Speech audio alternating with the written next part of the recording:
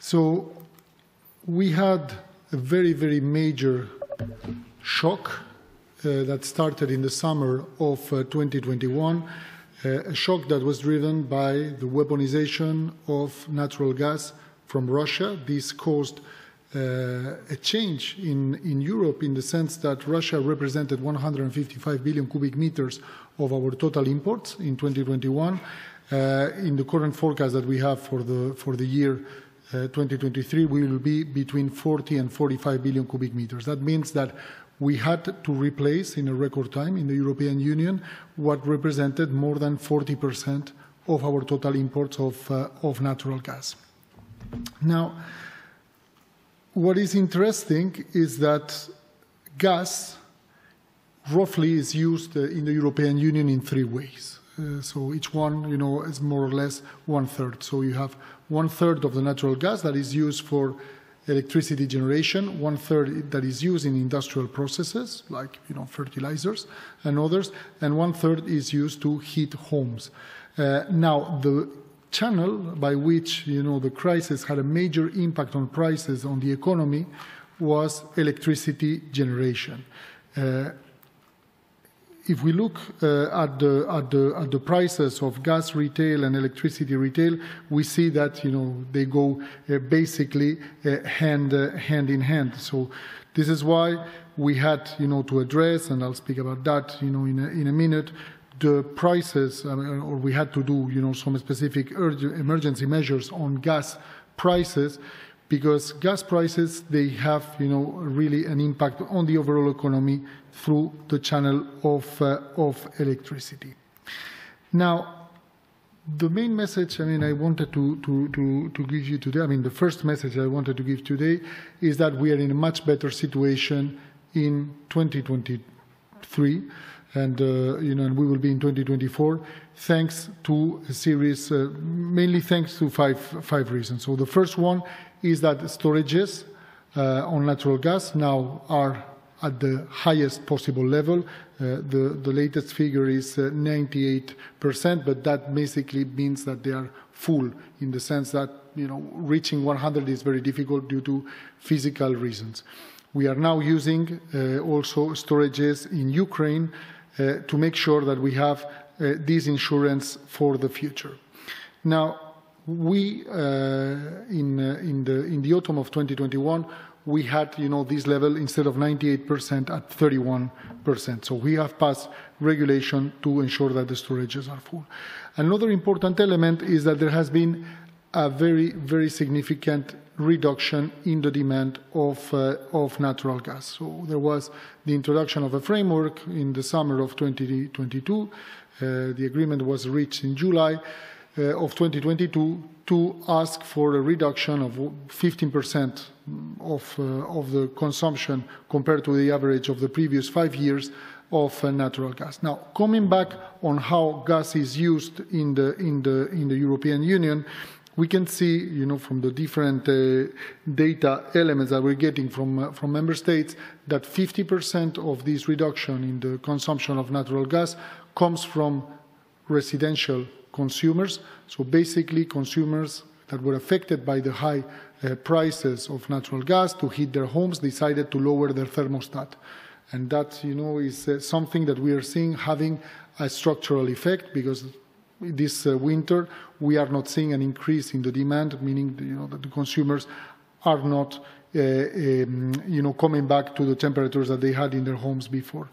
There has also been an increase in solutions for heating the homes that are not relying on natural gas. So, for instance, I can give the example of Poland, where there have been a doubling of the use of heat pumps for the heating of the homes.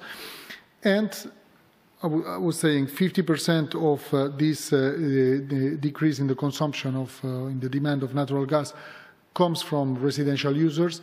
50% also comes from the industry. Now, on the industrial side, we are noticing two interesting features. The first one is that there are clearly efficiency gains. I mean, we were in touch with a lot of industries during the crisis, some saying we cannot function without natural gas. For some processes, and you need, for instance, ovens that are, that reach very high temperatures. And, apparently it was not possible in some cases to move to the electrification or to other solutions. Well, we can see that it was possible. For instance, in the glass sector, there has been a significant move to electrification. And that explains, part of the reduction, this efficiency. But something that was quite interesting is in 2022, we had prices of gas that reached really historical levels that had never been seen. I mean, prices, I remember it was on the 26th of August of 2022, we had prices that exceeded 330 euros per megawatt hour. Just to give an example, in the 15 years prior to this crisis, the prices were always in a range between 5 and 35, and we reached 330. Now, with the lowering of prices that we are seeing today, and the prices now for the contracts in November, they are around 50 euros per megawatt hour, one could think that there would be an increase in demand for natural gas due to lower prices compared to the ones that we had in the previous year. It has not happened. It has not happened. So we are seeing what is a very significant reduction in the natural gas. Now, how was because I was talking about the demand side, but on the supply side, the improved market fundamentals come from a very significant diversification of the European Union in terms of the imports. So you can see here in 2021, as I was saying, Russia represented 45% of our total imports of natural gas. Now, if we look at 2023, and these are the figures until August, they are at 15%. And as I was mentioning, I mean, our forecast is that by the end of the year, this figure of 28.5 billion cubic meters will reach 40 billion cubic meters. So there has been a very significant increase, as you see, from the United States that has been providing liquefied natural gas. It has increased very significantly. A little increase also from Norway, North Africa, and also from Qatar. But basically, the story is that we have been able to replace, the significant volumes that were coming from Russia, partly with lower demand and partly with liquefied natural gas, mainly from the US. Now, here you have the figures on the liquefied natural gas. It's pretty significant. I mean, what has come from, as I was mentioning, the United States. Now, this was possible because we were able in the European Union also to create, to deploy new infrastructure. In order to absorb these volumes of liquefied natural gas, there was a need to create what is called, regasification terminals. And usually, I mean, these regasification terminals, they take between 2 and 3 years to be built. And what happened is that we passed on emergency regulation in terms of permitting, and it was possible to do these terminals in a period of 6 months. And this has put us, again, in a very, very good position, because we had a system also that was created to accommodate flows of natural gas that were coming from the east into the west, and now we are doing the contrary. I mean, the gas is coming from the west, and it's been sent to the east. So, I mean, it's an immense effort that the EU did, because, I mean, this kind of shock, energy shock is something that we had not witnessed in the past, be able to accommodate, losing, the vast majority of what represented 40% of your natural gas imports. Now, the prices of fossil fuels that were so, immense in the year 2022, as I was mentioning, 26th of August of 2022, we had prices that reached above 330 euros per megawatt hour.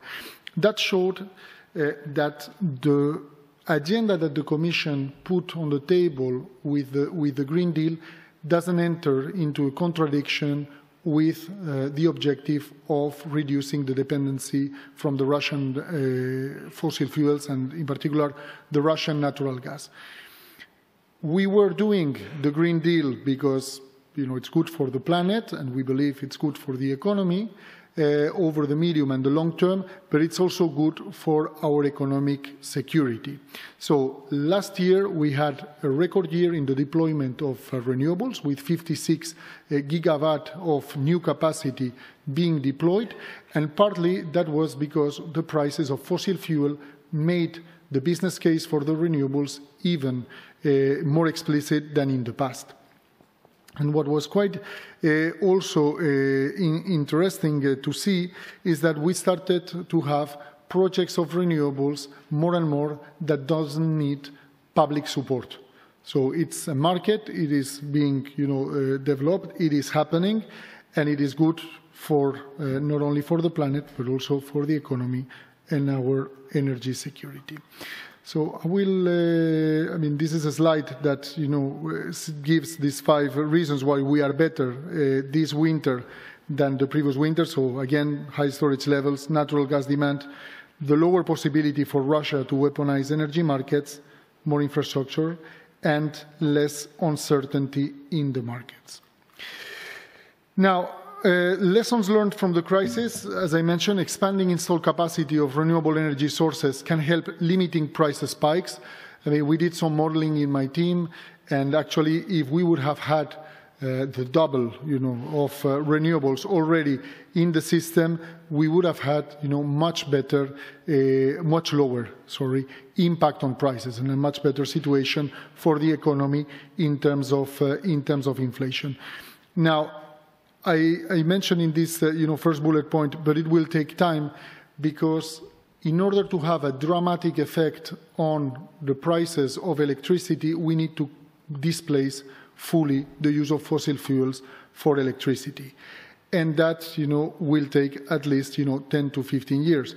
So it is, if you're interested, there is a paper that 2 colleagues from my team developed to try to point to the moment in time where we will be able to completely displace fossil fuels from the electricity mix. And it shows that it will be, depending on the member state, it will be after, in the decade of the 2030 to 2040, but mainly after 2035. And those member states that will be able to deploy renewables earlier on will have a positive supply shock. They will have a very significant positive shock for their competitiveness because prices will decrease very significantly. Another important point, the pass-through from wholesale to retail energy prices differs significantly across member states. This is a very, very important point also for, for policymakers to understand. Actually, wholesale energy prices, they only represent around 1/3 of the retail price that consumers pay on average, because we have a lot of taxes, we have levies for connections to the grid, contract indexation elements, public support, and so on. So the price of that is paid by the retail users is very much impacted by the specificities of the taxation policy of the member state, but also the contract structure that they have. So, for instance, we were discussing with some industries in Germany that had, their prices with some power purchase agreement, what is a PPA, where there is a guaranteed price over a period of time, and, those firms were not affected. They will be affected, next year with, the indexation of prices, but they were not affected with the last crisis. Now, a final point is that natural gas futures have proven not to be an accurate predictor for future price development. So we were in touch quite a lot during this crisis with the European Central Bank related to the question, how can we forecast the prices of energy to have them, in our inflation forecasting. And there, one of the first conclusions is that we should have something which is a bit more complex than what is usually what is used normally in macro models. A lot of macro models, they still rely on oil prices, which was a good proxy, I would say, until the first 2000s.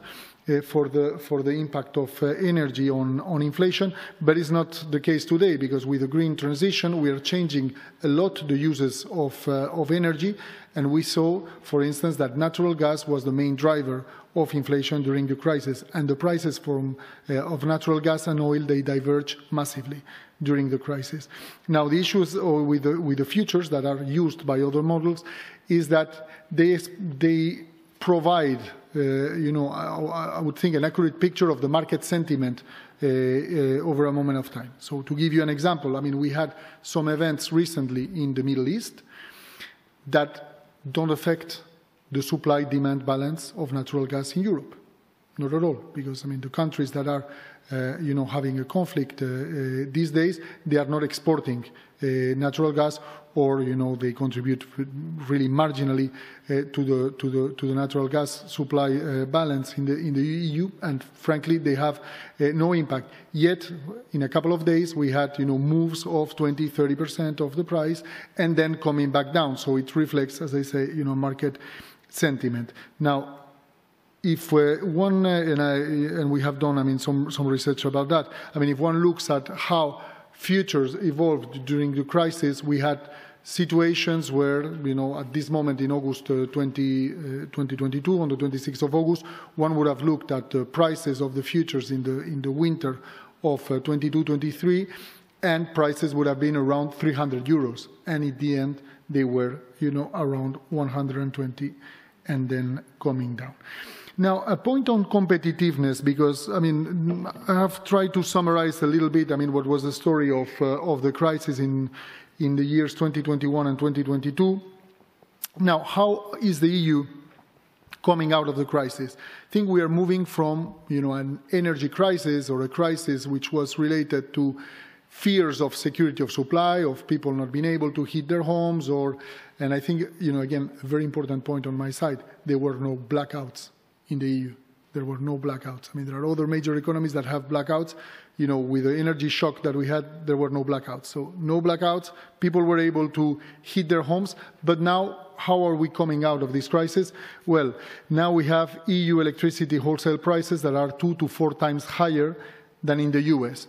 Prices, if one takes, the example of natural gas, prices were always higher in the EU because we are not producers. So, the US, they do fracking, they are producing natural gas, so prices are normally lower. But the issue is that the spread that we had, in the past with other trading partners like the US and China is increasing. And this will have, we believe, a very significant impact on competitiveness. If we look also at the retail electricity prices, we are having in the EU a very significant spread compared to the prices in China and the US. And arguably, we think that this can have a major impact compared to the Inflation Reduction Act. If these price differentials with the US and China are sustained over time, this is very, especially for energy-intensive industries, this is a very significant disadvantage in terms of competitiveness. So, I was mentioning precisely this point. If we look at the energy industry, intensive industries, there is a competitiveness challenge. We see that the industrial sector was the second largest contributor. These are, the latest figures from Germany, to the reduction on gas demand. And, it seems that it would be difficult for these sectors to compete in the future if they are located in Europe. Clean tech also, we have, a very significant competitiveness challenge in the EU. And this is mainly because of an effect, which is economies of scale. Economies of scale are, and sometimes it's when we explain, to policymakers and to, my bosses, the energy sector, how it functions. It might appear sometimes counterintuitive, but it is easier, to do 20 nuclear plants than to do 1 nuclear plant. And what is happening is that China is bringing, the prices of clean tech to very, very low levels. If we look at the price of the wind turbines, I mean they are really, really on the very low side, and they are improving. And what is more important, I mean, with economies of scale, also they are able to, in a sense, prepare the whole supply chain. I mean, now we are moving, and I take the example of the wind sector. We are moving to a new generation of wind turbines that are bigger than the wind turbines that we have seen in the past. And for that, you need to adapt to the ports to transport these wind turbines, the ships. It's a whole supply system. And if we want to compete, with these let's say competitors in the world, like China, we need to have an integrated approach. So we see, I mean, that we have the U.S. Inflation Reduction Act. We have also the Chinese subsidy policies, inflation, rising interest rates, and all of this is having an impact on the industry. I mean, ourselves, we are now working on a on a wind package, also to try to find the best financing and economic models for the business case. You know that the wind sector functions on the basis of auctions. So basically, you apply. I mean, you're the developer of wind industry, and you apply against a specific price that is set in the auction, and that is making that some of the auctions today are not working because prices were set up before inflation. Before having the considerations on inflation, on all of the problems that we have related to supply chains.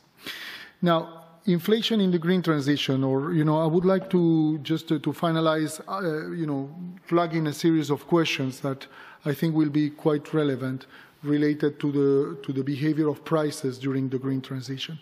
As I mentioned before, we are now seeing a complete massive structural change related to the energy sector. So in the 70s, for instance, it would make sense to measure the prices of energy against oil, because oil was used widely in the economy, and in terms of the energy mix, it was the lion's share. Now we are, and this is the modeling we did at the time of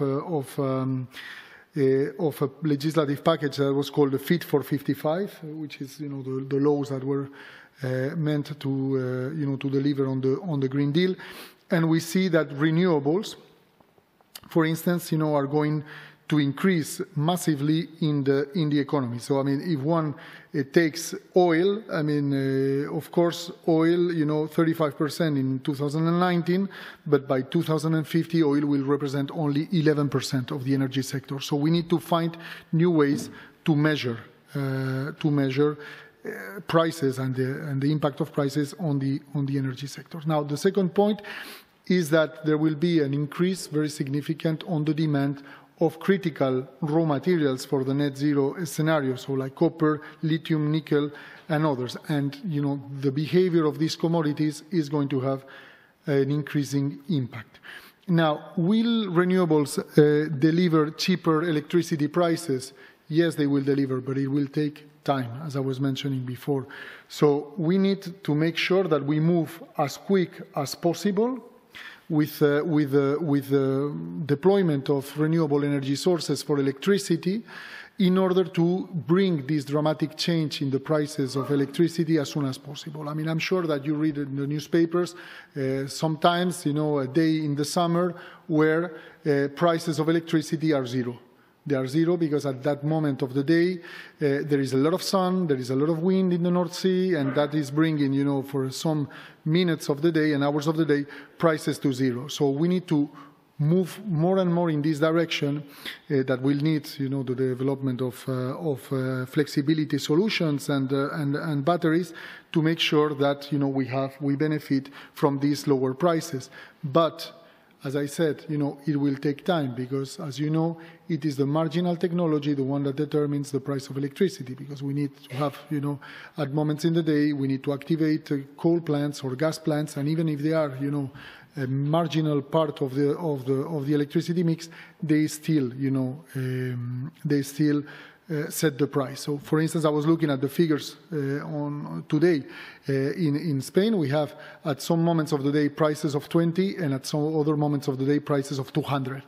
And this is why, also you might have listened to the, to the debates that are taking place related to the electricity market design, because we need to move to a flattening or a smoothing of the curve, because it's very difficult for a market, to work with all of this variability. Now, the conclusion, of our reflections, but these are only reflections on our side, is that the green transition can have a downward impact on prices, but the sequence of the green transition and the policy choices matter a lot. So, for instance, I was mentioning we will have changes in the commodities and in the energy mix. So, if we don't have a cheap and stable access to critical raw materials, there might be an upward pressure on prices, but also on the diminishing volumes of fossil fuels that set, these electricity prices.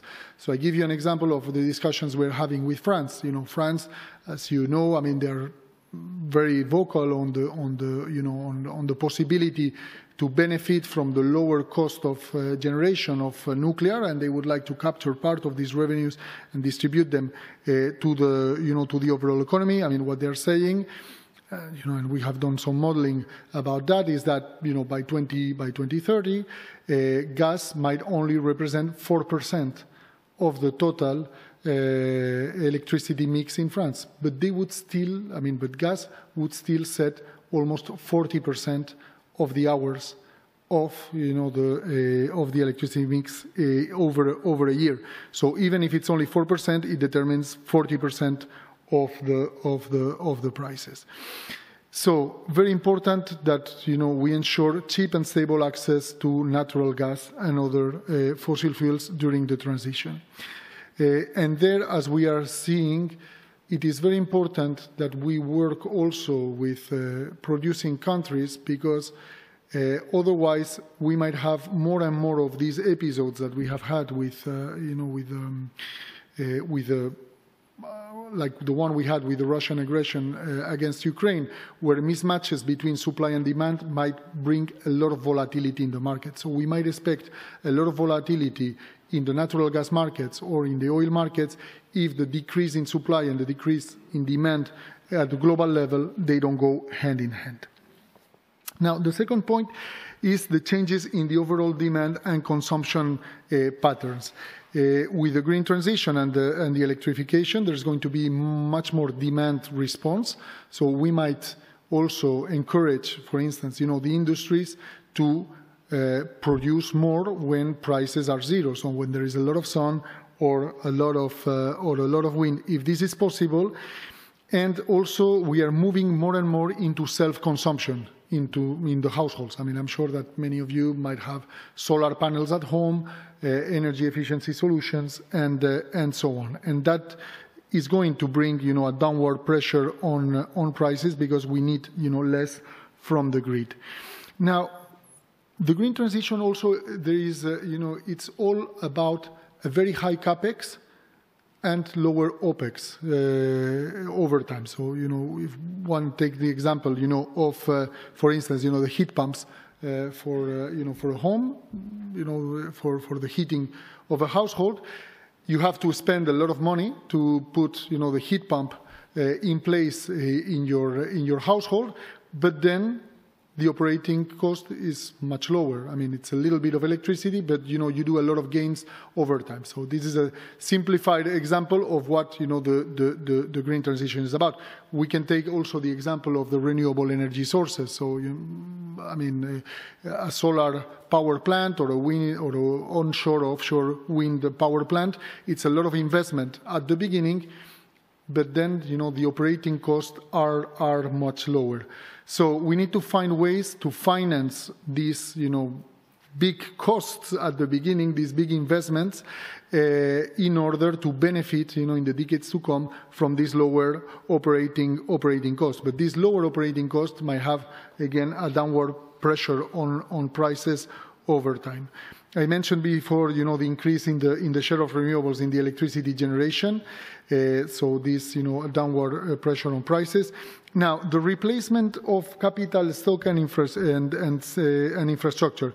I mean, the investment needs of the green transition are immense. I mean, we calculated, the ones, and the number you see here is the one for the Fit for 55. So the package, that should bring the reduction in greenhouse gas emissions to 55% in 2030. That alone requires 487 billion euros a year. Only on the energy side, it's almost 800 billion on the transport side. If we add also the figures that we had for reducing our dependency on fossil fuels from Russia, plus ensuring that part of the production takes place in the EU. I mean, all of these investment needs, they add up, and this will probably have an impact on prices and inflation by with all of this demand for the replacement of capital stock. And also what we see in Europe is that we don't have the skilled workforce to do all of these investments. And this is something that might have an impact. Then carbon prices and taxation, very important. I mean, the point on taxation, energy is heavily taxed in the EU, and it's not taxed in a way that is compatible with the Green Deal. I mean, this is in the hands of the governments. It's a national prerogative. I mean, the EU cannot do anything about it.